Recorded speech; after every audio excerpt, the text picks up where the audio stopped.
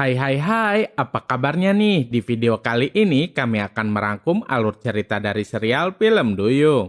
Gak usah nunggu berlama-lama lagi, mari kita langsung aja ke alur cerita serial film Duyungnya. Duyung episode 40 part yang kedua.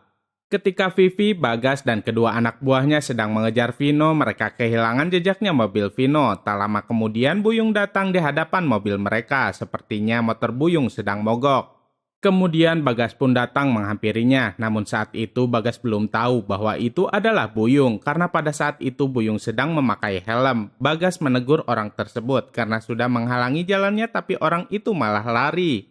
Bagas penasaran dan segera mengejar orang tersebut. Setelah itu Pipi menyuruh kedua anak buah Bagas untuk membantu Bagas. Kala itu Bagas berhasil menangkap orang tersebut. Berkat bantuan kedua anak buahnya, Bagas pun berhasil membuka helm orang itu.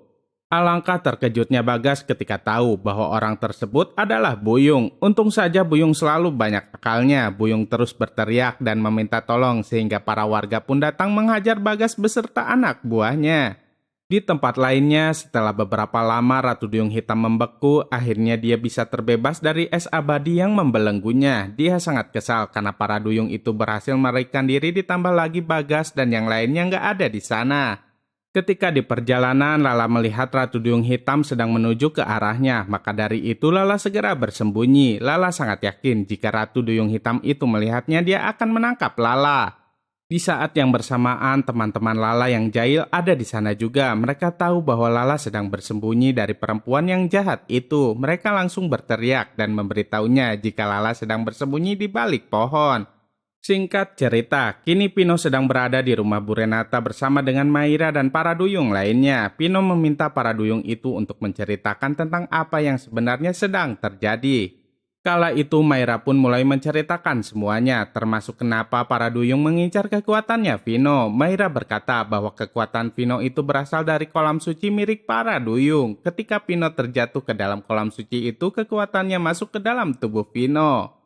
Namun setelah mendengar semua yang Maira katakan, Pino masih nggak percaya. Pino meminta para duyung itu untuk memberikan bukti yang nyata, tapi para duyung itu pun bingung bagaimana membuktikannya. Maka dari itu Pino memilih untuk pulang.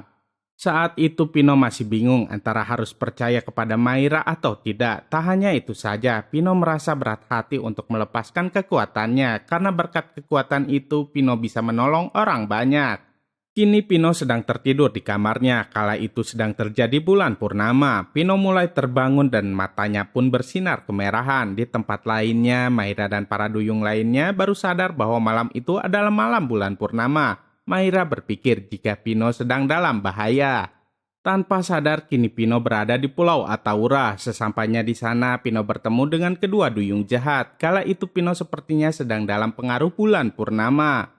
Kedua duyung jahat itu berusaha untuk menyerang Vino, tapi kekuatan Vino sangatlah besar sehingga para duyung jahat itu bisa dikalahkan dengan mudah.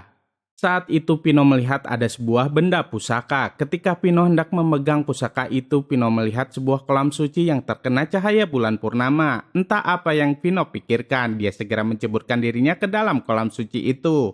Tak lama kemudian Pino terbangun, ternyata semua yang dilihatnya itu adalah mimpi. Pino merasa jika mimpinya itu adalah kenyataan. Pino mulai menyadari apa penyebab dirinya tumbuh sirip dan selaput jika terkena air. Pino sangat takut jika dirinya lambat laun akan menjadi duyung juga.